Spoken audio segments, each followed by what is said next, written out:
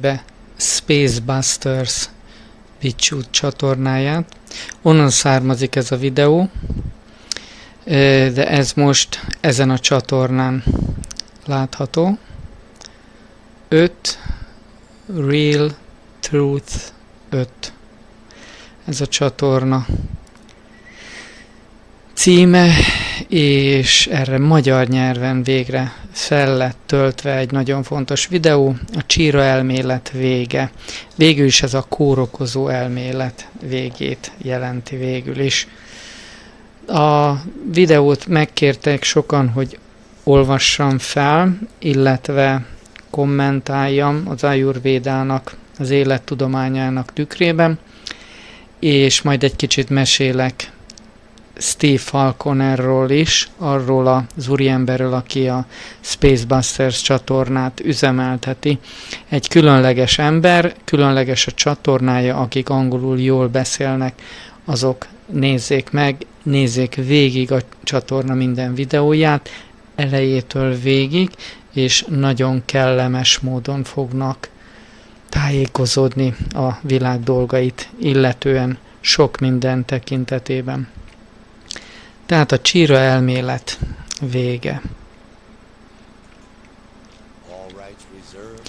Minden jog fenntartva, minden jogot fenntartunk.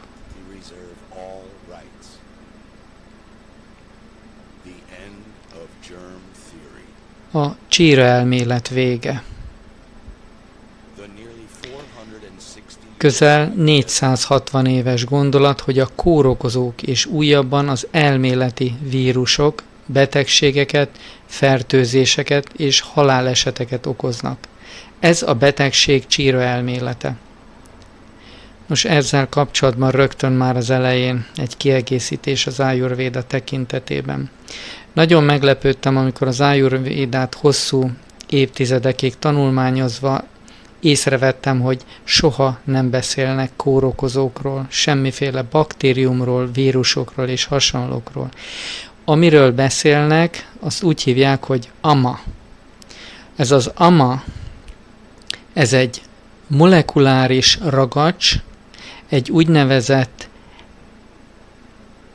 salakanyag, egy olyan átlátszó, nyúlós, ragacsos minőségű anyag, ami nem sejtalkotó, nem szövetalkotó, a szervezetben nincsen helye. Tehát nem azonos a különféle melléktermékekkel, hanem ez egy olyan méreganyagnak is lehetne mondani, ama, ami képes a sejtszinten, szöveti szinten lerakódni, és ott problémákat okozni. Ezek a problémák, ezek a test különféle csatornarendszereit, mint vérkeringés, nyirokkeringés, a belső szervek különféle csatornáit, de akár az idegi csatornákat és idegi kapcsolatokat képes tönkretenni, és ezáltal megbontani azt a harmóniát, ami a szervezetben, a fiatal szervezetben, az egészséges szervezetben természetes módon fennáll. Ezért, hogyha az amát eltávolítjuk, és a szervezetnek a megfelelő dinamikus működését visszahozzuk, a megfelelő energetikai szintű működését, hogy minden belső energia és minden belső szerv összhangban legyen a természet impulzusaival, hogyha ezt az ember visszahozza, akkor az egészség magától helyreáll. Ezért az Ayurvéda nem kórokozókkal foglalkozik, hanem csak a salakanyaggal, amibe egyébként a kórokozók elszaporodnak. Tehát a kórokozók azok nem kórt okoznak, hanem ők azok, amelyek egy méregtelenítési folyamat részét képezik, és a szervezetünk termeli őket. Az immunrendszerünk direkt azért engedi meg a kór okozó baktériumoknak az elszaporodását, mert azok egy segítő, lebontó barátaink. áldozatos munkájukkal lebontják a szervezetünkben lévő emésztetlen anyagot, az amát. Ezért, hogyha valaki észrevesz egy megbetegedett embert, az a megbetegedés folyamata már a gyógyulás részét képezi. És az ott lévő baktériumok nem ellenségesek, hanem azért tudtak elszaporodni, mert számukra az ember táptalajt képezett. Az ő számukra táptalaj az a méreganyag, amiben ők élnek. Ha az ember szervezetében nincsen táptalaj, ezzel automatikusan nincsen semmiféle tápanyag, étel ezeknek a lebontó baktériumoknak, tehát nem tudnak elszaporodni sem. És ekkor ezt mondja a modern orvostudomány, hogy az immunrendszer mindig kordában tartja az emberben lévő összes vírus és az összes baktériumnak a számát. Tehát mindenkiben mindenféle anyag megtalálható, de ezek az anyagok az immunrendszer által állandóan megfelelő szinten vannak tartva, alacsony szinten, és ezért nem tudnak kóros folyamatot létrehozni. Na most, vírusok, ez egy kitalált minőség, a vírusok, ezek igazából olyan bakteriális lebontó folyamatok melléktermékei, amelyek a szervezetben nanoméretű részecskékként, egy nanoméretű szemétként, katyvaszként jelennek meg.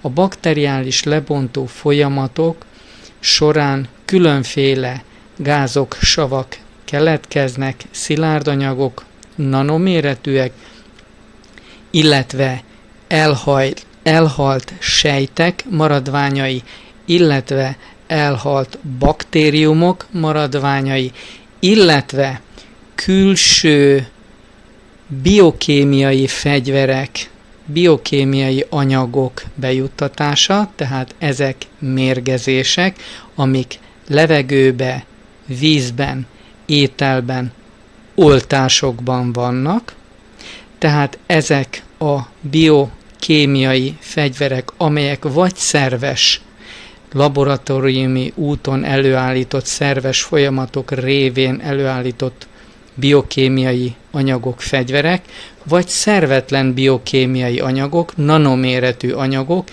mérgeződése a szervezetben. Illetve van egy másik ilyen stressz faktor, maga azok a különféle impulzusok, amit az embert érik, traumák, ezek is méreganyagokat hoznak létre az ember szervezetében. Ugye ezt most szoktuk mondani, hogy az ember felmérgesíti magát. Amikor valaki dühös, haragos, a szervezetében olyan anyagok termelődnek, amelyek nanoméretű mérgekként jelennek meg a szervezetben, és tönkreteszik az illető szervezetének harmonikus működését. És van még egy tényező, és ez a tényező pedig a mostanában használatos elektronikai eszközök, a számítógép, a tévé, a radarberendezések, a rádió, a wifi, az 1G, 2G, 3G, 4G, most már az 5G, és 2025-30 között a 6G, hogyha ezt is bevezetik. Ezek különféle stresszeket hoznak létre az emberek szervezetében, főleg akkor, hogyha valaki egy olyan helyen tartózkodik, ahol rengeteg eszköz van, illetve egy olyan, ezt úgy szokták nevezni, hogy egy kommunikációs strádán helyezkedik el, mondjuk egy víztorony közelében lakik, és a víztorony tetején lévő mobil hálózat az ő házán keresztül, mondjuk a város egy nagyon lakott részével tart kapcsolatot, ő közel van a víztoronyhoz, ezért nagyrészt azok a sugárzások, amik a város nagyon sűrűn lakott részéhez mennek, az az ő lakásán keresztül is átmennek, és ezt hívják úgy, hogy stráda, tehát hogy egy kommunikációs strádán van. Tehát még egyszer, a vírusok, mint olyanok, ugye latin szó azt jelenti, hogy méreganyag, ezek lehetnek kívülről bevitt méreganyagok, belülről termelődő méreganyagok. Elmondtam, hogy mik ezeknek az előfordulása, hogyan jönnek létre, és igazából nem ezek ellen kell küzdeni, hanem az embernek a megfelelő mértékletes életvitel mellett méregtelenítéssel, időszakos böjtökkel, tisztításokkal, megfelelő sportos életmóddal kell élnie, és akkor ilyen problémák, mint megbetegedések nem jönnek elő. Tehát nem a kórokozók okozzák a kórt, tehát amikor Szent Györgyi Albert felfedezte a C-vitamin jótékony hatásait, akkor ő azt vette észre, hogy a szervezet működését a C-vitamin plusz búzafűlé keveréke rendkívüli mértékben megnöveli az immunrendszer működését, és akár például a rákos sejteket is le tudja az immunrendszer küzdeni. Tehát immunrendszer erősítő anyagok, vitaminok, táplálékkiegészítők is segítenek abban, hogy ez a folyamat lezajlódjon. A másik higiénia.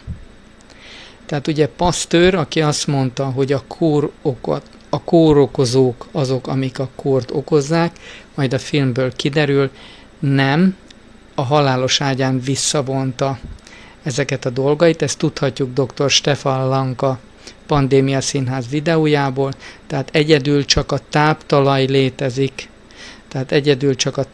létezik, a benne elszaporodó kórt okozók, ők nem kórokozók, hanem lebontó segítő barátaink. Semmelweis Ignác, az anyák megmentője, amikor azt mondta az orvos kollégáinak, hogy mossanak kezet, akkor nem csak a kór okozó, a lebontó baktériumokat, mert ugye ők boncolás után rögtön mentek a terhes kismamáknak a vizsgálatához, tehát amikor kezet mostak, nem csak ezeket a lebontó, veszélyes lebontó baktériumokat mosták le a kezükről, hanem azt a rengeteg hullamérget, nanoméretű és nagyobb méretű mérgeket, tehát nano- és mikroméretű szennyeződéseket is lemosták, amelyek után már steril körülmények között hozzányúlhattak a hölgyek testéhez. És ez a legfontosabb dolog, hogy az ember ezt megértse, tehát amikor valakibe bejuttatnak a szervezetébe egy nanoméretű mérget, ha az illető szervezete erős, az immunrendszere erős, akkor azt le tudja küzdeni. De amikor már elhatalmasodott benne a szervezetében az AMA mennyisége, automatikusan jön minden évszakváltáskor egy úgynevezett AMA kiválás a szervezetben, amikor a sejtekből, szövetekből kiválik az AMA, bekerül a nyirokkeringésbe, bekerül a véráramba, és ekkor automatikusan a szervezet a lebontókat is elkezdi termelni, amelyek nanoméretű lebontási melléktermékeket, vírusokat hoznak létre. Ilyen egyszerű ez a dolog. Na most, amikor valaki ezt a tudást magáévá teszi, ezt az újfajta szemléletet, onnantól kezdve valós gyógyulást tud hozni a betegeiknek, valós gyógyulást tud hozni önmagának, és észre fogja venni, hogy melyik ember milyen stádiumú állapotban van, és úgy tudja számára a segítséget létrehozni. Tehát ennyi bevezető után most jöjjön ez a film. Tehát itt nem teljesen erről van szó, de a film nagy részével 100%-ban egyetértek. Tehát közel 460 éves gondolat, hogy a kórokozók és újabban az elméleti vírusok betegségeket, fertőzéseket és haláleseteket okoznak. Ez a betegség csíra elmélete.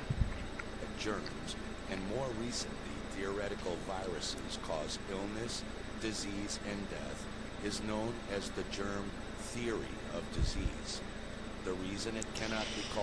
Azért nem nevezhető ma csíra ténynek, mert két nagyon egyszerű módja van ennek bizonyítására. Mindkettő megtörtént, és nem csak, hogy nem tudták bizonyítani, hanem mindkettő meg is cáfolta.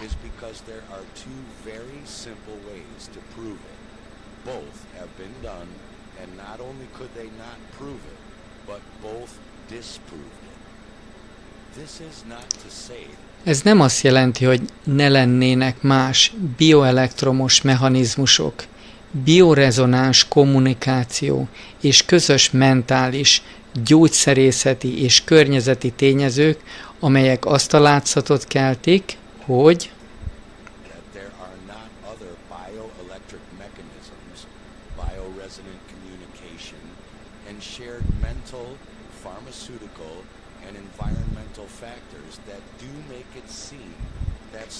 tehát azt a látszatot keltik, hogy bizonyos emberek ugyanazokat a méregtelenítési tüneteket kapják, amelyeket betegségnek vagy sejtbetegségnek nevezünk, miután egymás közelében vannak. Tehát még egyszer, ez egy nagyon fontos rész, és én végül is ezt fejtettem ki az előbb. Tehát mi az, hogy ne lennének más bioelektromos mechanizmusok? Ez az, hogy a szívünknek, az idegrendszeri működésünknek bizonyos elektromos impulzusai vannak, és ebbe ugye minden elektromos berendezés bele tud piszkálni. Minden olyan berendezés, ami a környezetünkben van. Tehát a bioelektromos működésünkbe külső elektromos tényező, akár légköri változás is, tehát éghajlatváltozás, illetve különféle időjárás változási tényezők is befolyásolják a szervezet bioelektromos működését. Biorezonáns kommunikáció, ez azt jelenti, hogy amikor valaki egy bizonyos frekvenciára fogékony, akkor a beteg ember közelében például az ember érzi is azt, hogy szinte lehúzzák az energiáját. Ez egy láthatatlan kapcsolat, minden egyes ember egyébként teljes mértékben össze van kapcsolva minden más emberrel, és ez a hálózat, ez bizony egymást segítő hálózat. Tehát amikor beteg ember közelében vagyunk, spontán módon is felébred az ember szívében a vágy, hogy akár csak egy-két jó tanácssal, vagy bármivel, amivel tud, segítsen neki. A másik közös mentális, gyógyszerészeti és környezeti tényezők. Tehát ez azt jelenti, hogy ha egy nagy stresszt elültetnek az emberek fejében, mindenki fél és retteg, és maszkokat hord és rohangál a városban, akkor ez egy mentális, beprogramozott média által egy negatív információ. Gyógyszerészeti. Egy bizonyos tünetcsoportokra az orvosok és gyógyszerészek egy bizonyos gyógyszer típusokat írnak föl, melyek mindegyike kemikália és különféle mellékhatásai vannak, amelyek a szervezet számára bizonyos mérgezési tüneteket hoznak létre. És vannak környezeti tényezők, tehát olyan, mint például egy forgalmas városban lenni, vagy kint a külső környezetben egy hegy közelébe, egy vízesés közelébe, egy folyópartján, egy tópartján. Tehát ezek azok a környezeti tényezők, amelyek javítják vagy rontják az ember állapotát. És ezek mindegyike azt a látszatot keltik, tehát azt a látszatot keltik, hogy bizonyos emberek ugyanazokat a méregtelenítési tüneteket kapják. Na most, a méregtelenítési tüneteket, ezeket ugye betegségeknek vagy sejtbetegségeknek nevezzük, miután egymás közelében vannak. És itt még egy fontos tényező közrejátszik, például családon belül, a táplálkozás. Mivel mindannyian ugyanazt az ételt eszik, ezért nagyjából ugyanazok az anyagok jutnak be a szervezetükbe, és például, hogyha a család a nehéz ételeket részesíti előnyben, a teljes ételeket részesíti előnyben, nem figyelnek oda arra, hogy a nehéz étel csípős ízekkel emészthetővé tegyék, csak megy a nehéz étel, akkor előbb-utóbb a családon végigfut egy bizonyos úgynevezett méregtelenítési folyamat, kezdődik azzal, akinek a szervezete, immunrendszere a leggyengébb, és utána mindannyian idézőjelbetéve elkapják a betegséget. De hogyha van köztük renitens, olyan valaki, aki például vegetáriánus, akkor sokszor azt veszik észre, hogy az illető egyáltalán nem betegszik meg. A családon átmegy a betegség, mindannyian influenzásak, mindannyian betegek, mindannyian náthásak, az az illető, a renitens pedig, aki figyel magára, vagy aki sportol, aki gyógynövényeket fogyaszt, azzal meg semmi nem történik. Munkahelyemen többször előfordult az, amikor még dolgoztam a földmérő mérnöki irodában, -5-10 fokban kint voltunk, sokat álltunk hidegben, nagyon könnyen meg lehetett fázni, és amikor egy úgynevezett influenzás roham végigcsapott az egész városon, nem csak rajtunk, de az egész városon, én a vegetáriánus koszton lévő, csak fújtam az orromat és náthás dolgokat produkáltam, és nem kerültem ágyba, de az összes kollégám egytől egyig mindegyike az ágyat nyomta. És ugye ezen mindenki meglepődött, én viszont tudtam azt, hogy mindezt csak annak köszönhetem, hogy kevesebb méreganyag van a szervezetemben, kevesebb ama.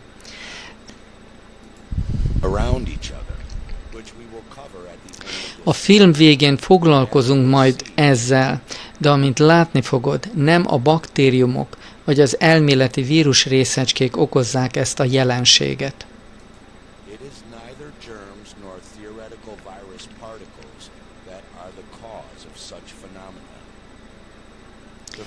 Az első nagyon egyszerű módszer a csírafertőzés elméletének bizonyítására az, hogy egészséges emberek százait minden lehetséges módon kitesszük a beteg emberek leheletének, testnedveinek, és megvizsgáljuk, hogy ezek az egészséges emberek megbetegednek-e a kitettségtől.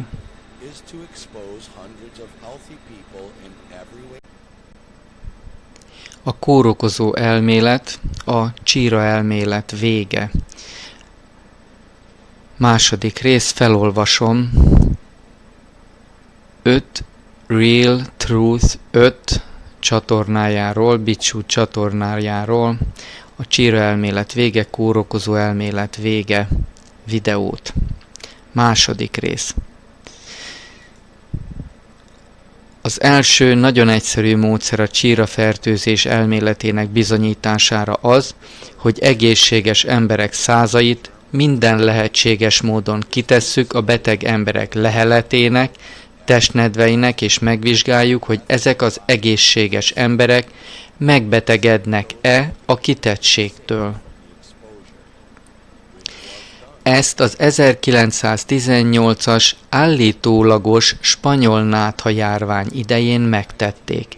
Már rögtön az elején megjegyezném, hogy van egy videó erről, hogy mi volt a valódi oka annak a sok egészséges ember halálának az 1918-as spanyol nátha járvány idején. Nos, azok a 2-szer és 3-szor oltott katonák, akiknek ez igazából oltás mellékhatása volt. Tehát ezt mindenki megnézheti antikommunista, antifasiszta csatornáján, illetve SymFirst, First csatornája a BitChute videó megosztón.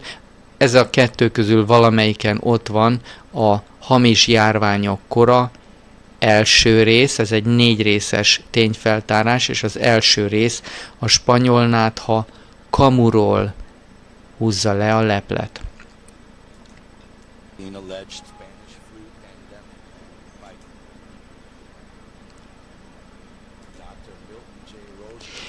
Ezt a kísérletet, amit a spanyol nátha idején ténylegesen elvégeztek, és próbáltak megfertőzni embereket azokkal, akik ugye az oltás mellékhatástól, ki kell mondjuk, oltás mellékhatástól szenvedő, gyenge, legyengült immunrendszer miatt kaptak el idézőjelbe téve náthát, ugye jött ki belőlük a rengeteg toxin, és már nem működött rendesen az immunrendszerük, ezektől vettek különféle testnedveket, keneteket, és ezzel próbáltak egészséges embereket megfertőzni. Nos, ezt a tanulmányt dr. Milton G. Rosenau az amerikai haditengerészettel és az Egyesült Államok közegészségügyi szolgálatával együtt végezte el. Tehát ez egy komoly kutatás volt. Az önkéntesek mindegyike a leginkább fogékony életkorú volt, többnyire 18 és 25 év közöttiek, csak néhányan voltak 30 év körüliek, és valamennyien jó fizikai állapotban voltak.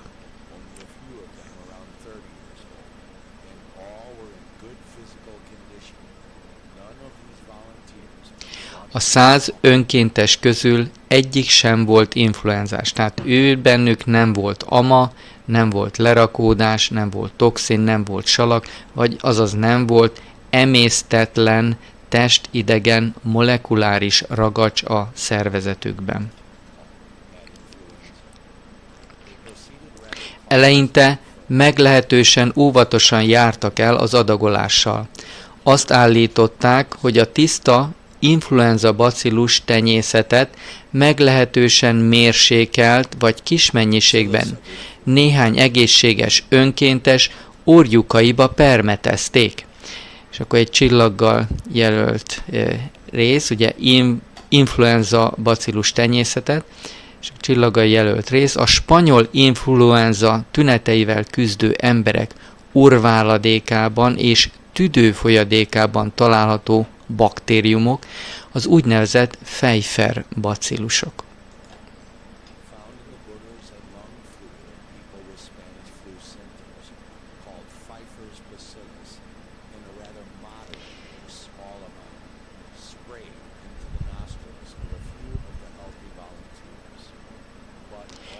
Ezeknek a kísérleteknek mindegyike negatívnak bizonyult. Ez azt jelenti, hogy az önkéntesek, akik a spanyol náthás emberektől kaptak baktériumot, és azt az orjukba permetezték, nem betegedtek meg influenzában. Ezért merészebbek lettek. Kiválasztottak 19-et a 100 önkéntesük közül, és mindegyiküknek egy nagyon nagy mennyiségű keveréket adtak a Pfeiffer bacillus 13 különböző törzséből. Tehát most ezt jól értsük meg, tehát a bacillusok nagy tömegben érkeztek be, de nem volt benne semmiféle ama, tehát olyan dolog, ami problematikus lehet a szervezetben. Amelyet frissen szerzett tüdőkből a boncolások során vagy tüdőgyulladásban meghalt holttestekből származó tüdőfolyadékból nyertek.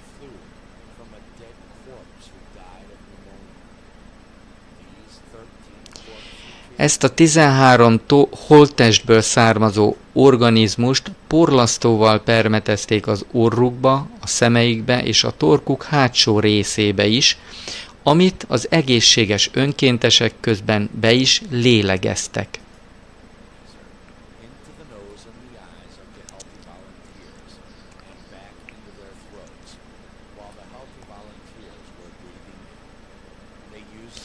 Saját becsült számuk szerint több milliárdnyi ilyen bakteriális organizmust használtak így fel, de az egészséges önkéntesek egyike sem betegedett meg. Ezután összegyűjtötték a beteg emberek szájából, orrából, torkából és tüdőhörgőiből a nyálkaváladékokat, és ezt a keveréket vitték át az egészséges önkénteseikbe.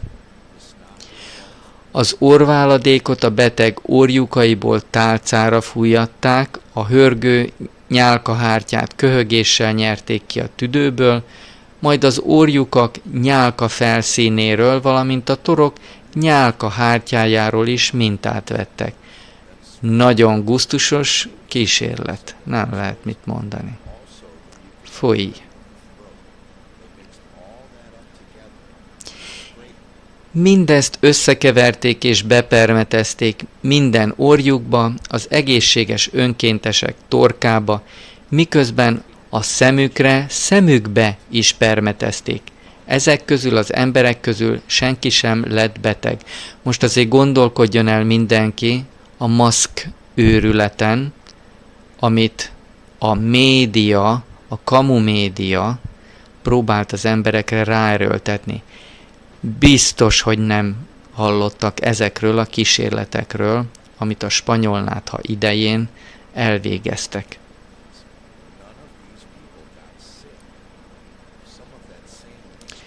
Ugyanabból a keverékből egy részt megszűrtek és befecskendezték a többi önkéntesbe, de nem járt eredménnyel, egyikük sem lett beteg.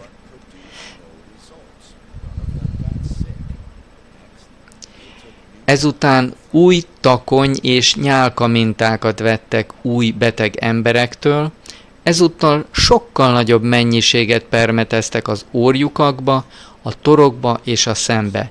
Végül, ez a leggusztusosabb, lenyelették az egészséges önkéntesekkel a beteg nyálka maradékát, de egyikük sem lett beteg. Hát nem tudom, mennyit fizettek nekik, de ez valami brutális, undorító dolog. Nekem jut eszembe egy film. Na nem is tudom, melyik az a film. Na mindegy. Eszem megáll, ez volt a jelmondata az illetőnek, úgyhogy érdemes azt megnézni, ezt a filmet. Tehát az Ace Ventura is ehhez hasonló, ugye, a dilis nyomozó, de ez a másik film is. Igen, megvan, Fort Fairlane kalandjai, az még egy nagyon, nagyon durva, brutális bunkó dolog, de hát, ja, szóval ezzel a kísérlettel körülbelül azonos szinten van a gusztussági szintje.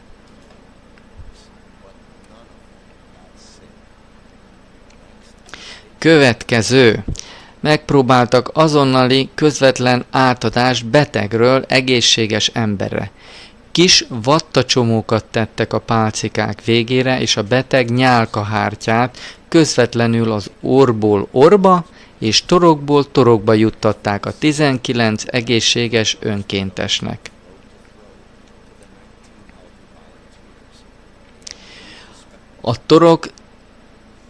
A toroktenyésztéshez egy speciális torokcsövet használtak, hogy ne csak a mandulákról, hanem a hátsó orgaratból és a torok hátsó részéből is hozzájussanak az anyaghoz. Ez aztán nagyon komoly gusztustalansági kísérlet, de megcsinálták. Tehát mindig gondoljunk arra a maszk őrületre, baromságra, amit ránk erőltettek, miután ezt valaki végignézi, ezt a videót.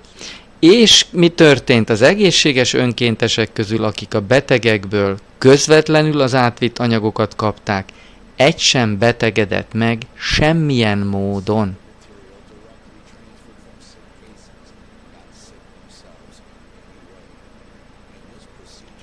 Ezt az eljárást mind a 19 önkéntesen legalább kétszer, néhányukon 3-szor is elvégezték, de egyikük sem lett beteg.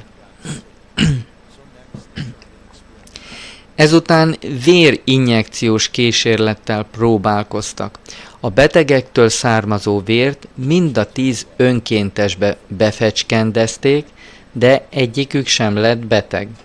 Gondolom azonos vércsoportúakat vettek itt figyelembe. Így aztán sok nyálkaanyagot gyűjtöttek össze a betegek felső légútjaiból. Mandler szűrőn átszűrték, és a szűrletet tűvel befecskendezték a 10 új önkéntesbe. Egyikük sem lett beteg.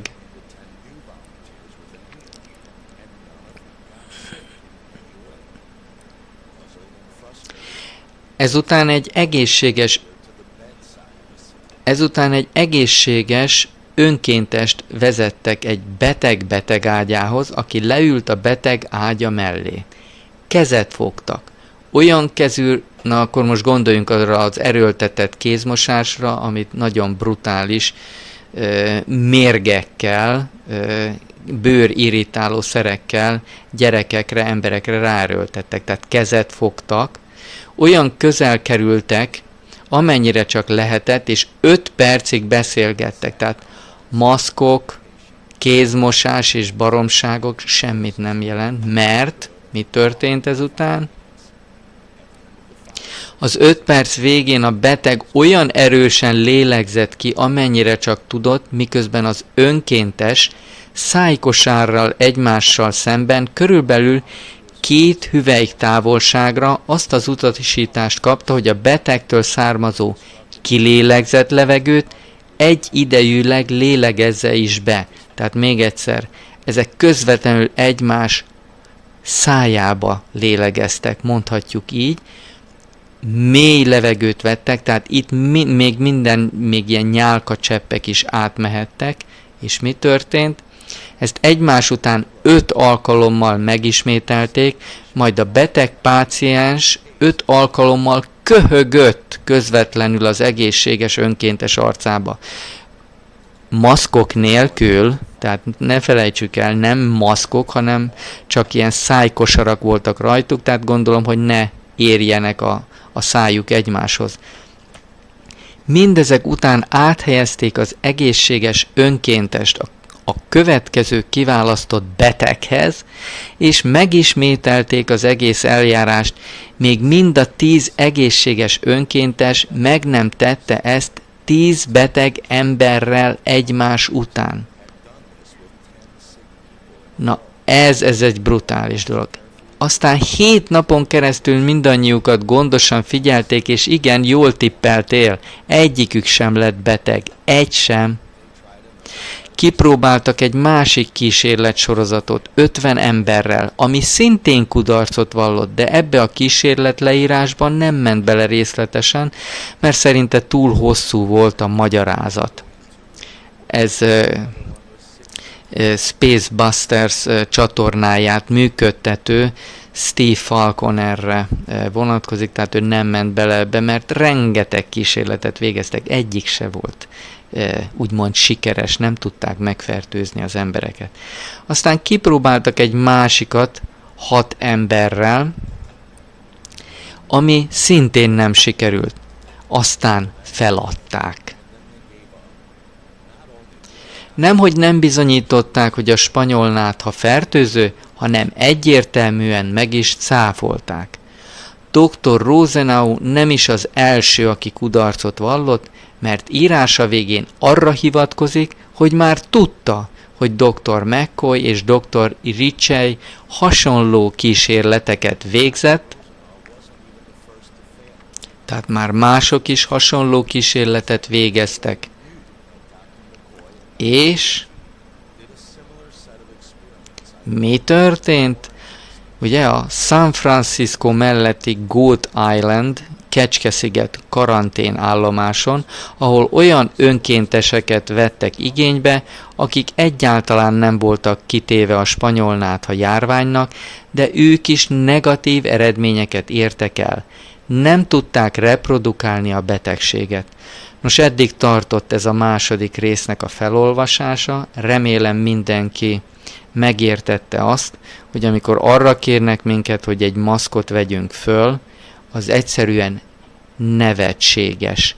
Semmi köze nincs a megbetegedéshez, mert a betegség belülről indul el, és azt a belül felhalmozódott ama, toxinok, salakok hozzák létre, tápanyag és vitamin szegény életmód mellett sok stressznek és sok háttérsugárzásnak kitéve az ember szervezete így reagál mindenre.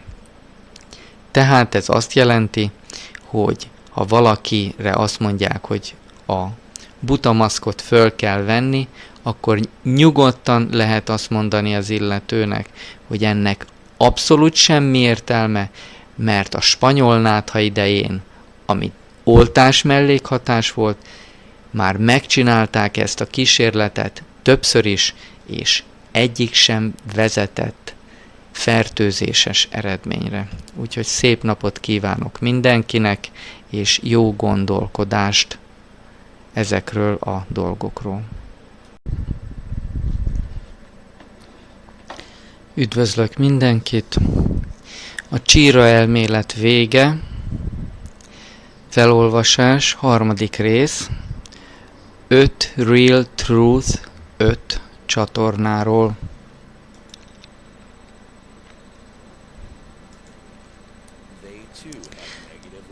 Tehát nem tudtak produkálni semmiféle betegséget, pedig sokféleképp fertőzték volna meg az embereket, juttatták a beteg emberek váladékát egészséges emberekre, és senki sem lett beteg. Bizony láthatjuk az 1919. január 10-én megjelent Közegészségügyi Jelentések című újság címlapján néhány érdekes, bár sikertelen próbálkozás az influenza kísérleti átvitelére. Tehát az újságok is bemutatták, és nyíltan írtak róla, hogy nem sikerült. A San Franciscói Angel vagy Gót-sziget, Angyal vagy Kecske-sziget karanténállomás kísérleteit dr. G.V. McCoy, az Egyesült Államok Közegészségügyi Szolgálatának munkatársa, és Dwayne Ritchie hadnagy, az amerikai haditengerészet munkatársa végezte.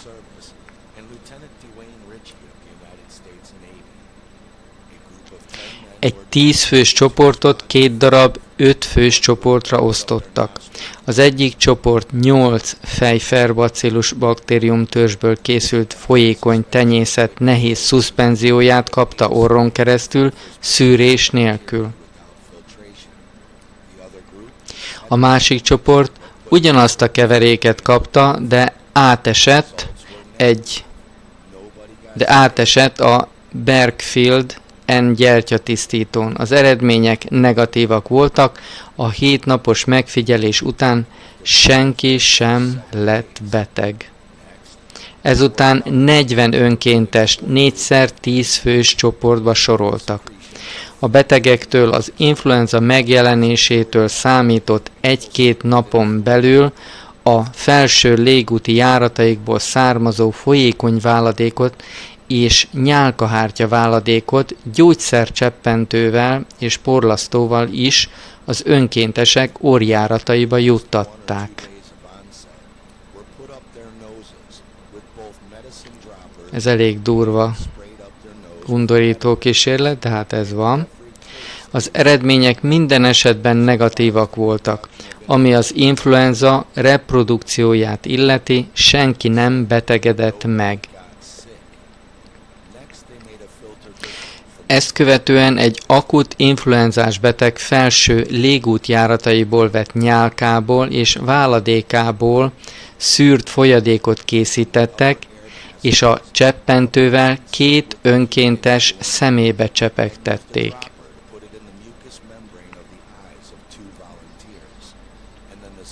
Ezután ugyanazt az anyagot befecskendezték a 3. önkéntes bőrébe. Az eredmény minden esetben negatív volt. Egyikük sem lett beteg. Így végül akárcsak dr. Rosenau vért vettek egy influenzás betegtől, és egy egészséges önkéntesbe injekciózták negatív eredménnyel. Nem lett beteg.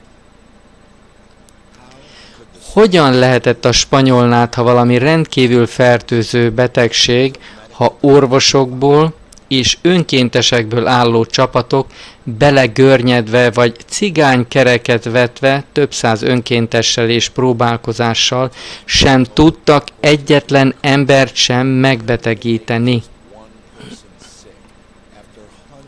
Tehát ez egy nagyon egyszerű kérdés, de ezen mindenki gondolkodjon el. Ugyanazok a baromságok voltak akkor is, mint most.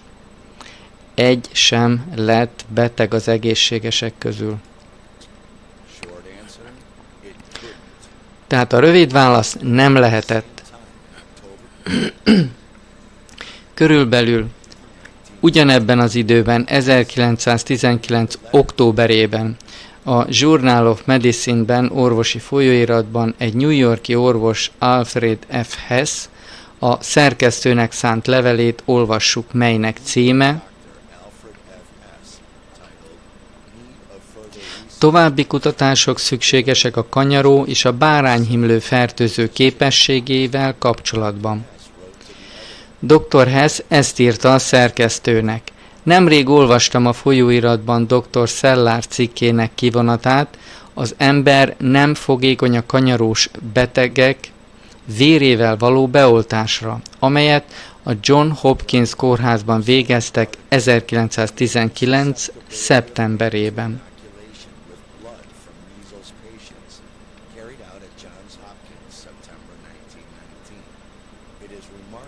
Dr. Hess ezt írta a szerkesztőnek. Figyelemre méltó, hogy dr. Szellárz nem tudta előidézni ezt a rendkívül fertőző betegséget a fertőzött egyének vérével vagy orrváladékával egészséges önkéntesekben.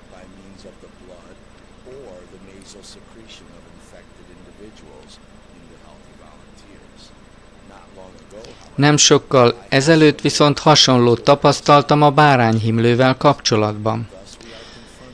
Így már 2 olyan betegséggel állunk szemben, a 2 legfertőzőbb betegség az endémiás betegségek közül a világ ezen részén, amelyeket képtelenek vagyunk mesterségesen emberről emberre továbbítani.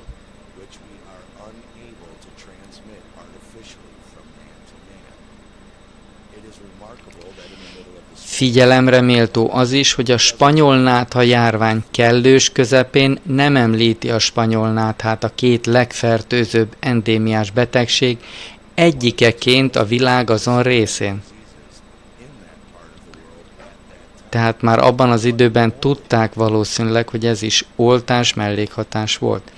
De még figyelemre méltó, hogy itt van még 2 olyan orvos, akiknek nem sikerült fertőzés átvitelt előidézniük, 2 másik állítólagos fertőző csírabetegséggel sem.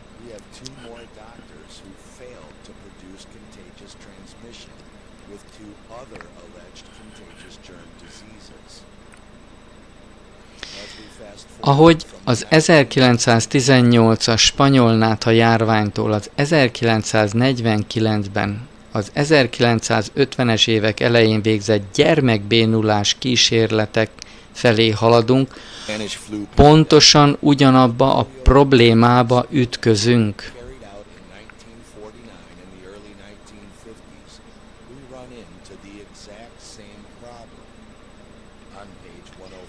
Dr. Eleanor McBean elmondja nekünk, az 1957-ben megjelent A mérgezett tű című könyvének 105. oldalán, 57-be gondoljunk bele, 1957, nálunk 56 forradalom, 57-ben egészségügyi forradalom, ott valami globális felébredés volt, amit elnyomtak a világon mindenütt.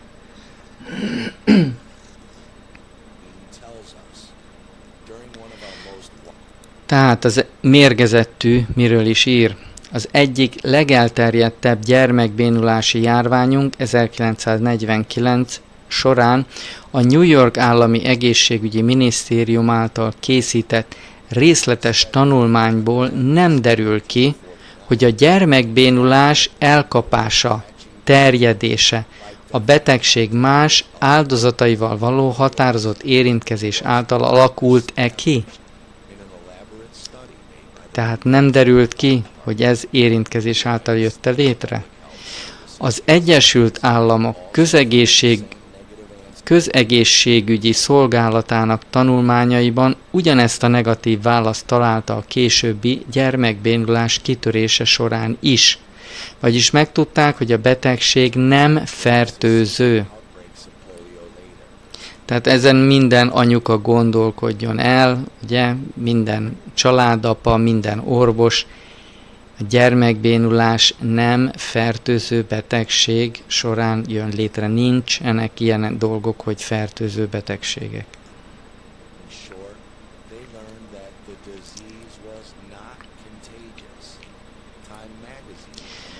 A Time magazin a felmérések váratlan feltárását azzal kommentálta, hogy az, hogy az emberek mikor és hol kapják el a gyermekbénulást, rejtély marad.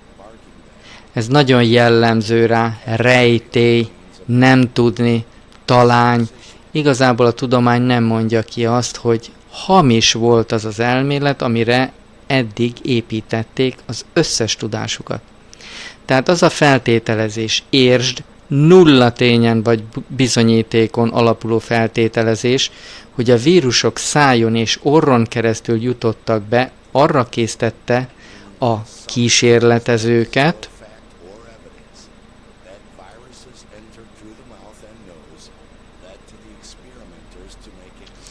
hogy különböző intézetekben kimerítő vizsgálatokat végezzenek állatokon és embereken, főként foglyokon és árvákon. Szoros fizikai érintkezés által ki voltak téve a gyermekbénulásos betegeknek. Torkukat és orrjáratukat gyakran áttörölték betegtől vett olyan anyaggal, amelyekről feltételezték, hogy vírusokat tartalmaztak. Micsoda barbár kísérletek. Így módon nem keletkezett gyermekbénulás. Az egyetlen észrevehető utóhatás az volt, hogy a kísérleti alanyok elvesztették íz- és szaglásérzéküket a tesztpálcákon használt szérumban lévő mérgek káros hatása miatt.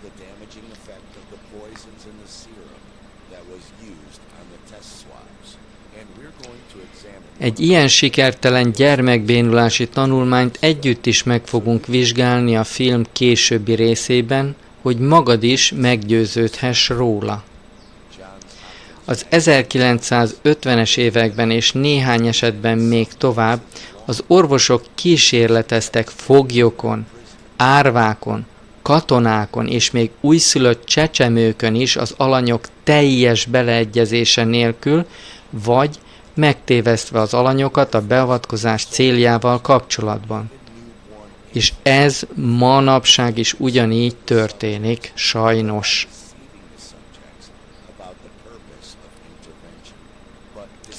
Azonban a közvélemény megtévesztése vírusokkal és vakcinákkal morálisan is meghúzta a határt. Gondolj csak bele, ha valamelyik állami élelmiszerügynökség vagy szendvicsbolt folyamatosan azt bizonygatná, hogy ez itt csirkés tésztaleves, de helyette mindig ezt a szendvicset tálalná fel. Mikor kezdenéd megkérdőjelezni ezt az állítást?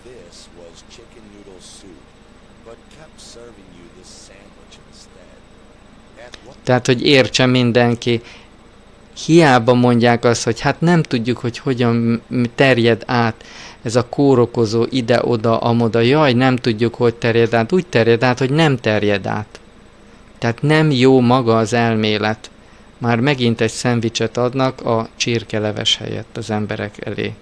És az emberek nem mondják rá, hogy ez egy szendvics, hogy ez egy hazugság, hanem egyszerűen csak benyelik az egészet.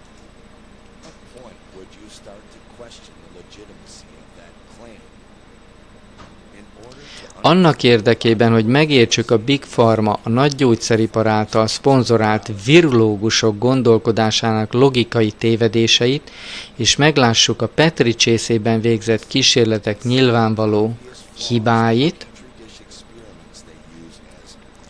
amelyeket annak bizonyítékaként használnak, hogy a nem bizonyított csíraelméletük valószínűleg helyes, újra vissza kell mennünk az időben, és meg kell kérdeznünk, mi az a gyermekbénulás, és mi okozta a spanyol náthát, ha nem a kórokozók. És ez itt a legizgalmasabb rész, amit majd a következő részben fogok felolvasni.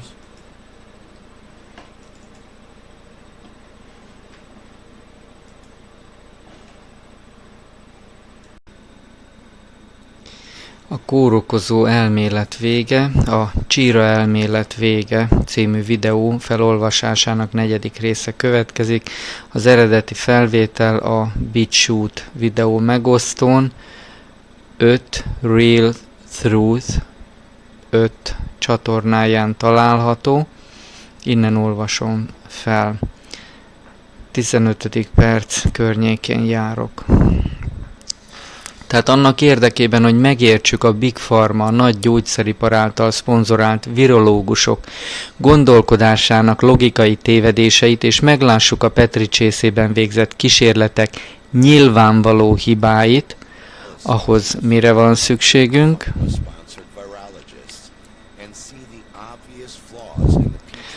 Tehát arra van szükségünk, hogy amelyeket ugye annak bizonyítékaként használnak, hogy a nem bizonyított Csíra elméletük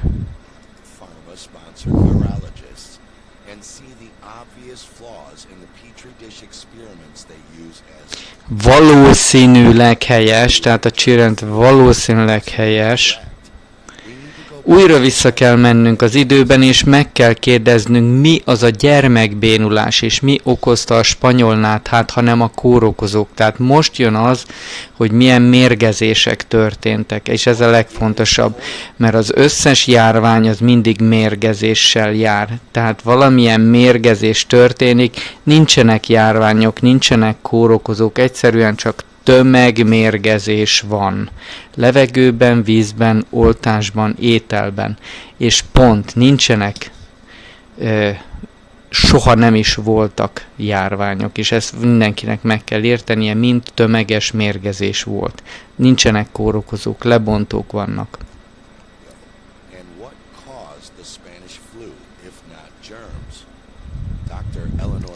Dr. Eleanor McBean valójában ott volt, csak úgy, mint 2 orvos szülei és kollégáik, akik az áldozatokat gyógyították.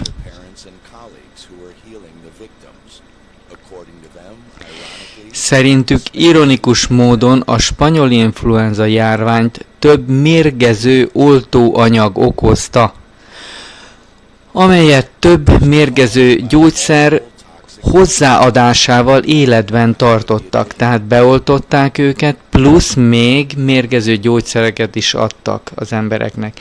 Mindezt azok az orvosok tették, akik megpróbálták elnyomni a tüneteket, amelyeket maguk az oltások okoztak.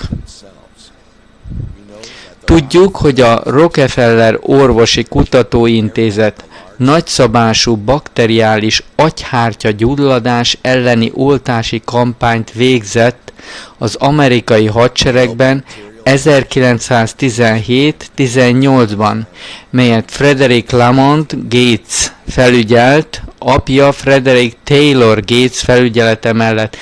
Gates, nem ismerős ez a név?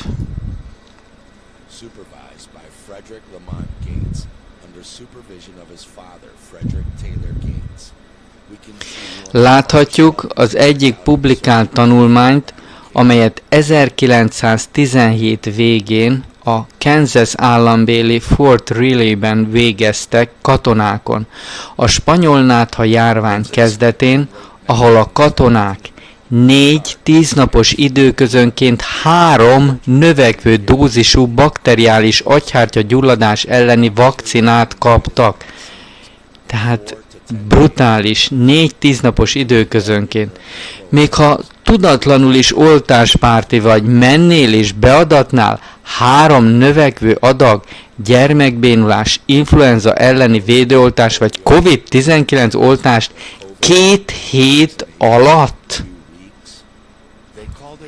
Spanyol influenzának hívták, de Spanyolország semleges maradt az első világháborúban.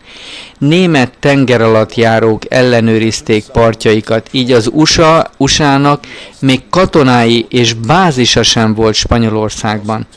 Az is 6-8 napba telt, hogy a csapatokat hazavitorlázzák Franciaországból az Egyesült Államokba, nem beszélve a többi államba és bázisra való hazajutáshoz szükséges plusz időről.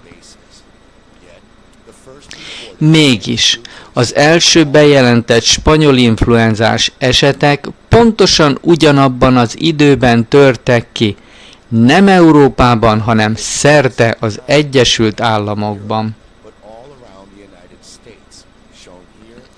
Itt látható a zöld és sárga színnel megjelölt területeken, még Dél-Kaliforniában és természetesen a Kansas-i Fort Riley-ben is.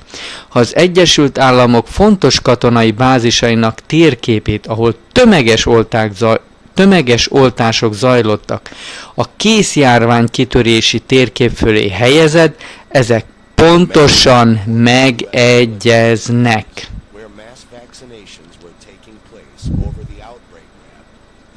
Ennyi. Dr. McBean katonai oltási nyilvántartásokban végzett kutatása során kiderült, hogy nem csak bakteriális agyhártyagyulladás elleni oltást adtak a katonáknak. Ez csak egy volt a katonáknak adott 14-25 típusú oltás közül. Tehát ez egy tömeges immunrendszer leépítő méreganyag beadás volt. Változatos módon tönkretette az embereknek az immunrendszerét, mint a mostani szutyokoltások. Mindegyike.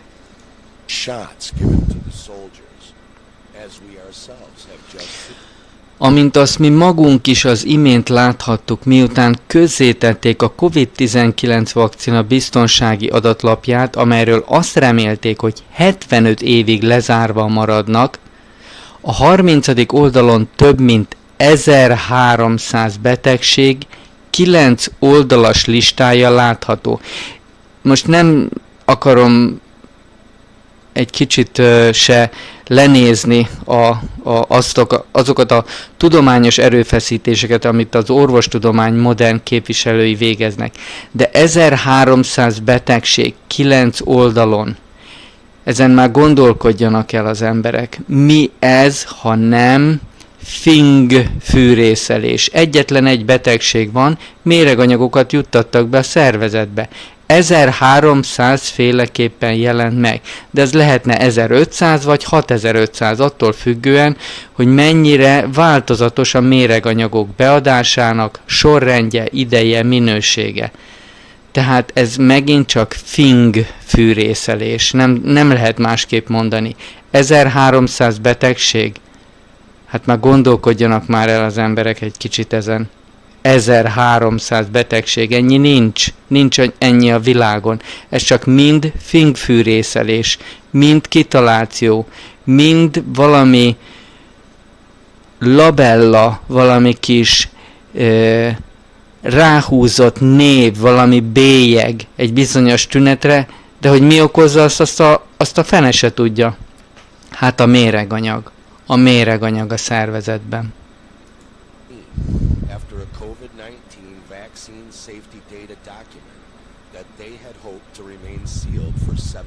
És azért ezen is gondolkodjunk bele, hogy 75 évig akarták, hogy lezárva maradjanak. Miért akarták addig, hogy az összes dög, aki ebben részt vett, és az összes családtagja túlélje azokat a felelősségre vonásokat, amiket egyébként kapnának miatta.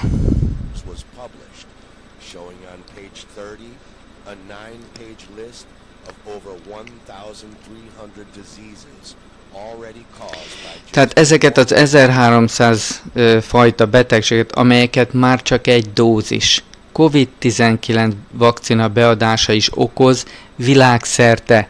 És ez csak egy gyártó. Tehát ez csak egy gyártó. Akkor mi van a többivel?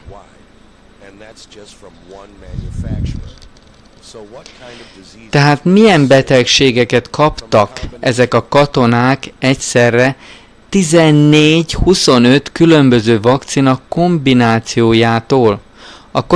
A katonák közül sokan megőrültek az oltás utáni agyvelőgyulladástól, amit az orvosok shell shocknak neveztek.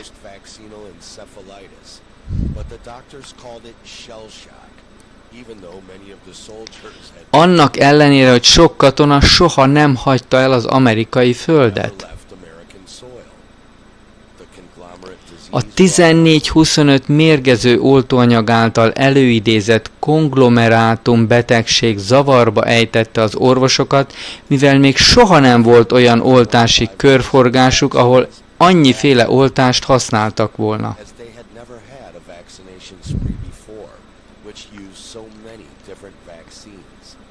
Szétoltották az embereket egy szóval.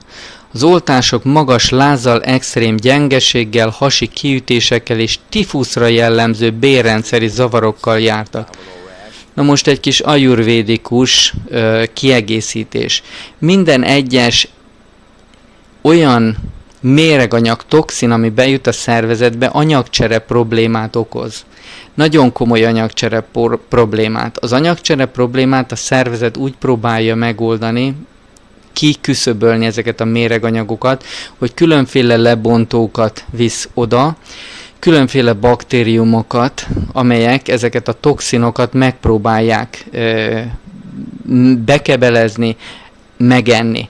Ehhez a szervezet föl is emeli a test hőmérsékletét, hogy a méreganyagok, a toxinok áramlása még könnyebb legyen. Tehát ez jön elő akkor, amikor magas láz történik. Extrém gyengeség, persze, hogy gyengeség, hiszen a méreganyagokkal küzd a szervezet, nincs ereje föntartani a szervezet normális működését.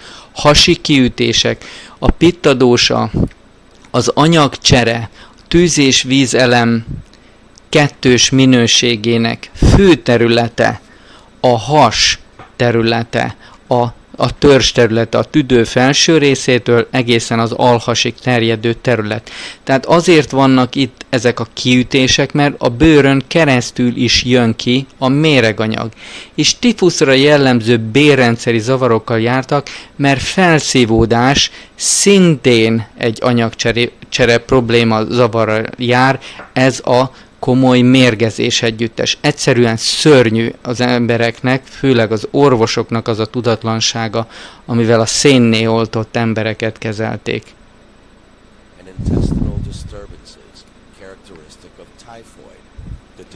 A torokgyík elleni oltás tüdőpangást, hidegrázást és lázat, duzzadt hamis hártyával eltömődött torokfájást, légzési nehézségből adódó fulladást, majd zihálást és végül halált okozott.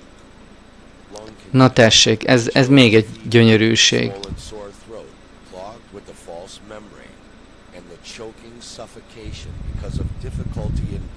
Na most egyébként mi történik itt? Az Ayurvéda tudományának szempontjából bejut a méreganyag, és a méreganyag megpróbál ugye a szervezetből eltávozni. Ha ez nem tud, akkor a belegben toxikus folyamatok révén ott különféle gázok, savak termelődnek, illetve hát a gyomorban is. Ezek a savak és gázok egy refluxnak nevezett betegséget hoznak létre, de mivel ugye benyomták ezekbe az emberekbe ezt a rengeteg oltást, ezt a rengeteg mérget, ezért ez egy fokozott folyamat lesz, és azonnal megnyomja a rekeszizmot, megnyomja a tüdő alsó részét, megnyomja a szívet, és nyomja föl a trutymókat, a cuccokat, amik félig vagy negyedig vannak semlegesítve, vagy egyáltalán ezeket a mérgeket nyomja föl a tüdő felső részébe, a torokba. És ezért okozza azt, hogy hidegrázás, láz, duzzadt, hamis nyálkával, hártyával eltömödött torokfájást, és hát légzési nehézségeket okoz, amelyek aztán fulladáshoz, ziháláshoz és halálhoz vezetnek. Ez mind egy toxikus anyagok felfelé áramlásának, a toxinoknak felfele áramlásából következik. Ezt az orvosoknak alapból kellene tudniuk. Például, hogy a reflux az a belegben kezdődik, és egy nagyon egyszerű kezeléssel, az előkészítéses virécsanával, vagy aki a jógikus technikákat fiatalok tudják csinálni, az pedig a Shang Prakshalanával megoldható. Tehát ezek olyan dolgok, amiket most így kapásból mondok azoknak, akik ilyenekkel küzdenek. Tehát ezt követően a test elfeketedett a pangó vértől, amely a fulladás szakaszában oxigénhiányos volt. Szörnyű. A kezdeti időkben ezt fekete halálnak hívták. Ugye újabb jelzőt, újabb félelmetes jelzőt raknak rá, nem tudják, hogy mi történik. Egyszerűen csak különféle mérgezésekre, előtte való mérgezésekre húznak rá különféle ruhákat, köntösöket. Úgy néz ez ki, mint bármilyen influenza tünet, amit valaha tapasztaltál vagy láttál életedben? Hát nézzük meg, szegény milyen szörnyen néz ki.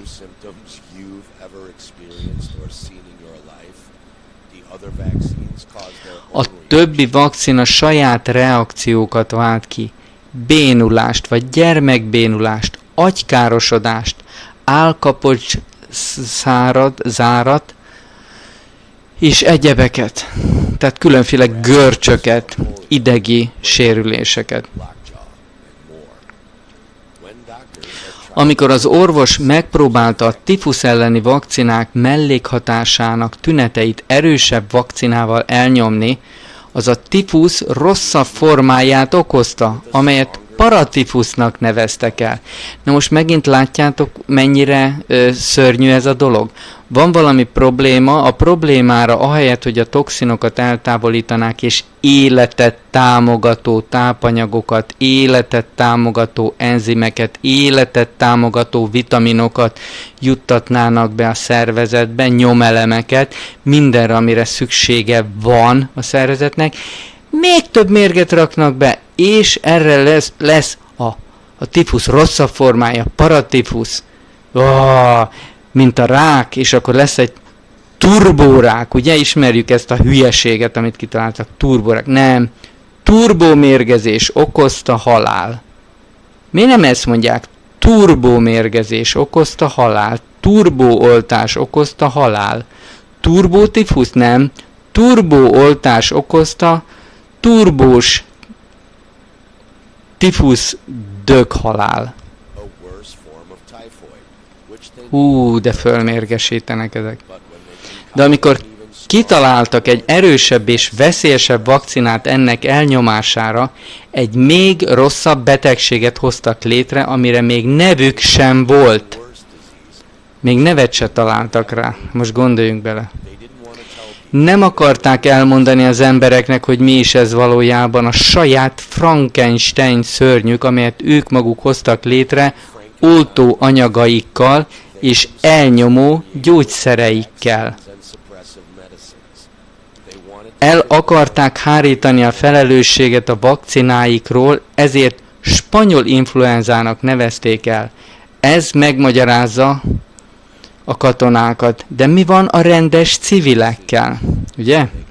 A katonák halálát már tudjuk, de mi van a rendes civilekkel?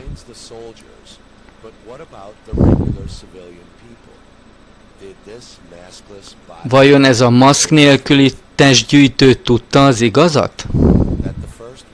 Az első világháború rövid időtartamú volt, így a vakcinagyártók nem tudták felhasználni az összes oltóanyagukat a katonákon, ezért úgy döntöttek, hogy eladják a lakosság többi részének.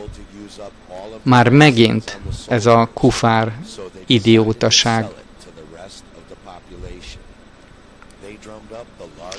Beharangozták az Egyesült Államok történetének legnagyobb oltási kampányát. A propagandájuk azt állította, hogy a katonák idegen országokból érkeznek haza mindenféle fertőző betegséggel, ezért mindenkinek rendelkeznie kell a piacon lévő összes oltással. Látjátok, hogy mennyire undorító ez a dolog? Pontosan ugyanaz, mint amit most a Bill Gates által finanszírozott WHO akar a világra ráerőltetni. Ezek az erőltetett, erőszakos, méreganyagokkal való oltások, amiknek semmi köze nincs az egészséghez. Miért nem adnak az embereknek C-vitaminoltást, multivitaminoltást? Miért nem a vérüket tisztítják ki különféle berendezésekkel? Miért nem ilyenekkel foglalkoznak? Miért nem normális táplálkozásra oktatják őket? Oltás, oltás, oltás, méreg, méreg, méreg. Ezek szörnyebbek. Szörnyebbek, mint amit az emberiség el tudnak képzelni róluk. Népesség csökkentésre játszó veffes idióták. Az emberek hittek nekik, pontosan úgy, mint az összes olyan barátom, aki nem hallgatott rám, és talán rokonok között is egy-kettő, bár ők jobban nyomon követték az eseményeket, a józan paraszt ész a mi családunkban azért eléggé ott volt, mindig is az asztalon, tehát azért a legtöbben nem oltatták be magukat, de aki félt, akit a munkája erőltetett, az beoltatta magát, és most láthatjuk a következményt, húzzák a lábukat. Először is hinni akartak az orvosaiknak, akárcsak ma, pontosan úgy, az orvosra felnéznek, az orvosnak valós tudással kellene rendelkeznie, az ajurvéda teljes tárházával és egészséges ételekkel, növényi és ásványi anyagokkal tudnák gyógyítani az embereket. De hát csak a mérgeket ismerik, gyógyszerfelíró ügynökök, tehát így mondhatjuk azt, hogy totálisan ki vannak tekeredve. Tehát ott is ugyanez volt a helyzet, hinni akartak az orvosoknak, másodszor a hazatérő katonák minden bizonnyal betegek voltak az oltásaiktól. Tehát látták, hogy betegek, meg is ijedtek tőlük, tehát akkor védelmet akartak. Tehát nem vírus vagy baktérium okozta a spanyol náthát, és az oltások sem számolták fel azt, hanem pontosan a vakcinák okozták. Nos, itt tartok a felolvasásba, és most jól föl is idegesítettem magamat, de egy a lényeg, remélem, hogy mások is, akik eddig hittek az oltóiparnak, fölidegesítették magukat, és most tudják azt, hogy miről van szó. Ez egy tarthatatlan állapot, és szörnyű mellékhatások vannak, voltak és lesznek azoknak az embereknek, akik mérgekkel bombázzák a testüket. Sziasztok! A csíra elmélet vége. A csíra elmélet, a kórokozó elmélet vége. 5 Real Truth 5 csatornán található a BitChute megosztón ez a videó. Most az 5. résznél tartok a felolvasásban és ajurvédikus kommentálásban. Tehát az első világháború rövid időtartamú volt, így a vakcinagyártók nem tudták felhasználni az összes oltóanyagukat a katonákon, ezért úgy döntöttek, hogy eladják a lakosság többi részének. Gondoljatok bele, mint most is, ami történik. Mindenkinek el akarják adni, plusz nem foglalkoznak azzal, hogy milyenek a mellékhatások, amelyek az igazi hatások igazából, a mérgezések, tehát népírtás zajlott régebben is, és most is. Tehát beharangozták az Egyesült Államok történetének legnagyobb oltási kampányát. A propagandájuk azt állította, hogy a katonák idegen országokból érkeznek haza mindenféle fertőző betegséggel, ezért mindenkinek rendelkeznie kell a piacon lévő összes oltással. Tehát nem csak az oltást, a boostereket is egyszerre mindent nyomtak nekik, az embereknek. Nagyon durván csinálták akkoriban. Az emberek hittek nekik. Először is hinni akartak az orvosaiknak, akár csak ma. Másodszor a hazatérő katonák minden bizonnyal betegek voltak az oltásaiktól.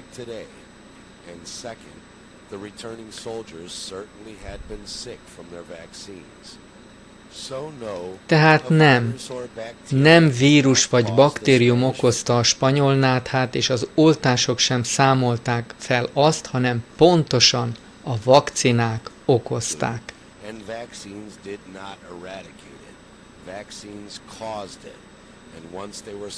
Amint elfogytak a vakcinák, a járvány azonnal megállt. Érdemes megnézni az akkori diagramokat. Ahogy elfogytak a vakcinák, a járvány azonnal megállt. Még egyszer elolvasom, amint elfogytak a vakcinák, a járvány azonnal megállt. Manapság ugye, amint elfogynak a vakcinák, a chemtrailsek, a levegőbe permetezett nanorészecskék, bárium, stroncium, alumínium, amint elfogynak a vizek megmérgezései, amint elfogynak az élelmiszerekbe nyomott mindenféle méreganyagok, azonnal eltűnnek nem hogy a járványok, de a betegségek is a földről.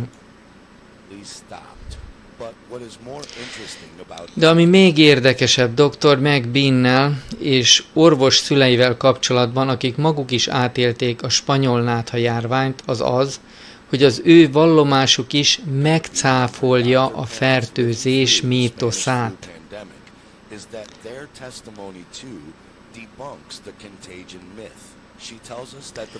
Azt mondja, hogy az influenza csak a beoltottakat sújtotta.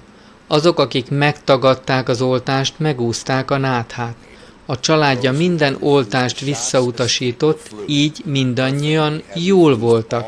Tehát a családja ugyanúgy, mint ezeknek a Fauci-nak, a Burlának, meg az összes ilyen genyának, mind visszautasítja az oltást, illetve tudjuk, hogy a Pfizer is külön oltóanyag, szérum csoportból kapott, tehát az ott dolgozók is, és na, szóval szörnyű az átverése az embereknek. Hát nem akarják a saját dolgozóikat kinyírni, tehát nem adják nekik ugyanazt, amit másoknak adnak.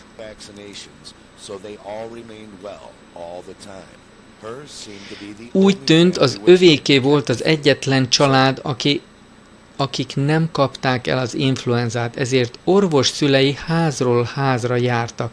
Mindent megtettek, hogy ellássák a betegeket, mivel akkor lehetetlen volt orvoshoz jutni.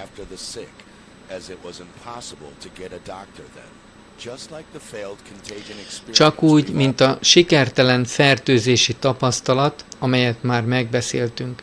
Ha lehetséges lett volna, hogy kórokozók, baktériumok, vírusok vagy bacillusok betegséget okozzanak, akkor bőven volt lehetőségük megtámadni a szüleit, amikor nap mint nap órákat töltöttek a betegszobákban.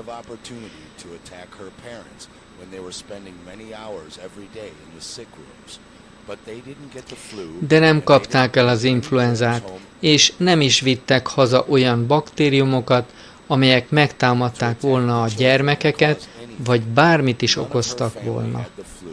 A családjából senki sem volt náthás, még csak szipogás sem, pedig tél volt nagy havazással. Csak a beoltottak haltak meg.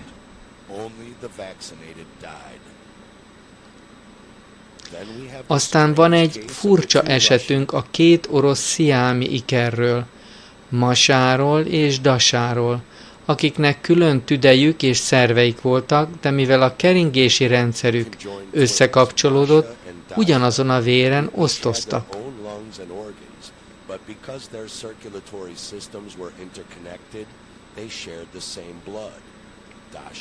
Dasa mindig is könnyen megfázott, de Masha nem. Gyerekkorukban még az egyik megkapta az egyik gyermekbetegséget, például a kanyarót, addig a másik nem.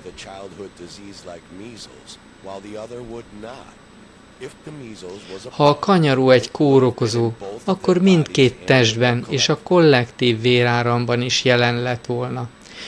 Vajon miért nem kapták el mindketten a kanyarót?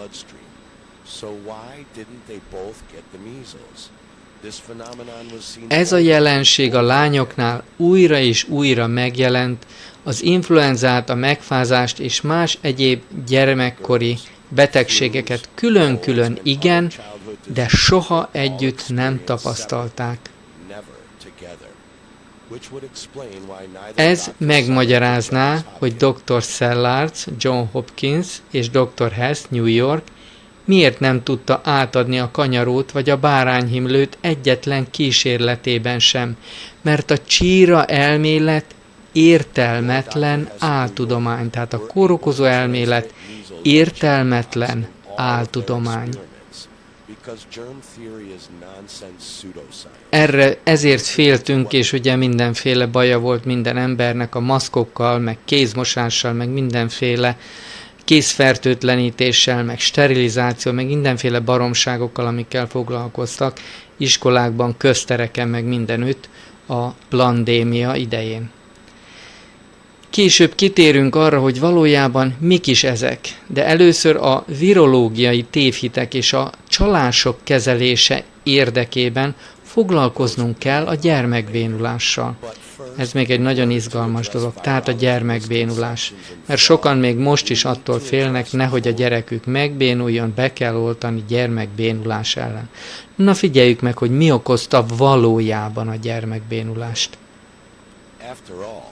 Végül is nem Dr. Salk 1955-ös vakcinája számolta fel a gyermekbénulást, ahogy azt mondták. Mindannyiunknak mondták. Teszi fel a kérdést, ugye?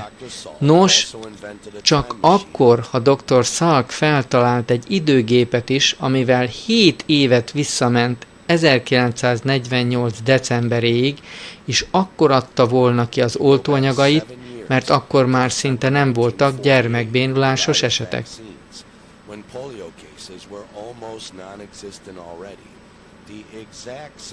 Pontosan ugyanabban az évben, amikor a gazdák abbahagyták a növények ólom-arzenát növényvédőszerrel történő permetezését, mert a DDT széles körben elérhetővé vált. Tehát még egyszer mondom, először ólom-arzenát növényvédőszerrel történő permetezést, utána ugye jött a DDT, akkor az okozta a problémát, ma pedig glifozát. Ugye? Mennyire érdekes, hogy ugyanazok a méreg kotyvasztók, akik ott vannak a növényvédőszerekben, a növénypusztítószerekben, azok okozzák a háttérben azokat a mérgezéseket, amikre ráhúzzák, hogy járványok, és védekezni kell ellenük. Nagyon mocskos ez az egész egymásba fonódás, igaz?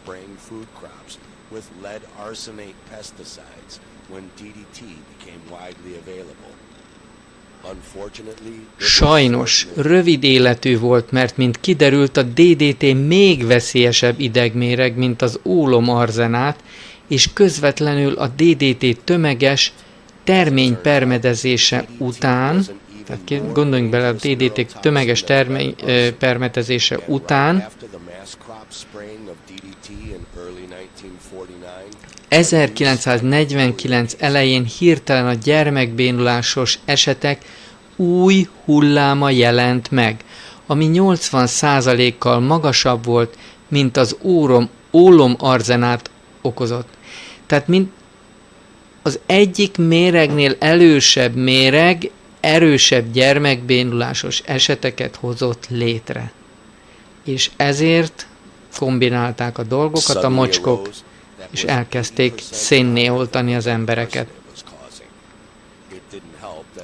Az sem segített, hogy az utcára, a vízvezetékbe, a kertekbe, sőt az emberekre és a gyerekekre is szórták ezt az idegmérget.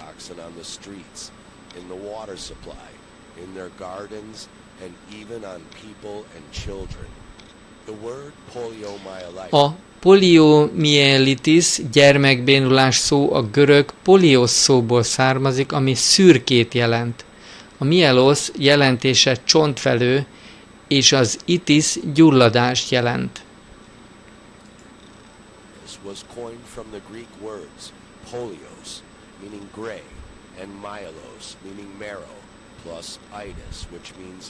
Tehát mondhatjuk azt, hogy velejéig romlottak lettek az emberek a mérgek által.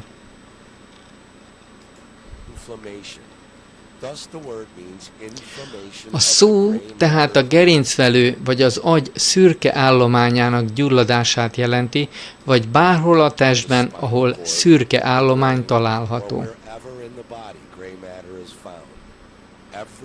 Az emberi test minden sejtje tartalmaz egy kis mennyiségű szürke állományt. A gyulladás a mérgezés következménye.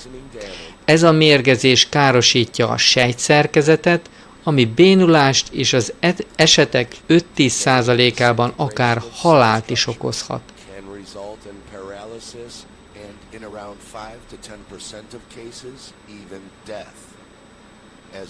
Ahogy Dr. McBean is rámutat, az izolált csírákról, mikroorganizmusokról soha nem volt ismert vagy bizonyított, hogy károsodást vagy betegségeket okoznának a test bármely részében. Erre gondoljon, tehát soha. Így a gyermekbénulást soha nem sikerült felszámolni a Salk-féle vakcinával, mivel a vakcinák nem szüntetik meg az idegrendszeri mérgezést. Tehát semmi köze nincs a vakcináknak ahhoz, ami a betegséget kiváltotta.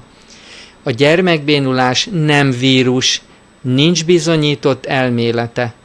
Ez egy mérgező, gyulladásos betegség, amelyet egyszerűen átneveztek néhány más orvosi kifejezéssel, mint például Guillain-Barré szindróma, transzverzális myelitis, tehát ezek itt a modern nevei, tehát modern nevek a gyermekbénulásra.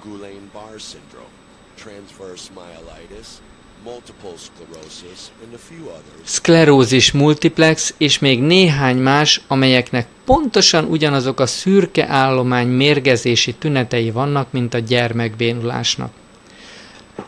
Tehát még egyszer mondanám, és most befejezem ezt a részt, egy kis ajurvédikus kiegészítés. Ezek a mérgezések az idegekig hatolnak. Ahhoz, hogy ez létrejöjjön, ahhoz először meg kell mérgezni az illetőket ugye a táplálékon keresztül, a levegőn, a vizeken keresztül.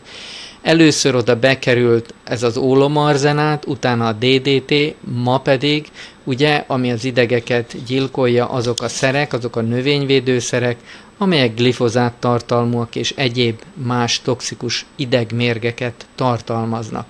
Tehát ez bekerül a szervezetbe. Hogyha étellel jut be, akkor először az ízszövetet, a rásza dhátút támadja meg, ez pedig az azt jelenti, hogy amikor esszük az ételt, összerágjuk, nyállal elkeveredik, ez már egy élő szövetnek számít az ájurvéda szerint. Ebből lesz az, ami a gyomorban átalakulva, később felszívódva vérszövetet, rakta dhátút eredményez. Ez a rakta dhátú mozgással és egyéb funkciókkal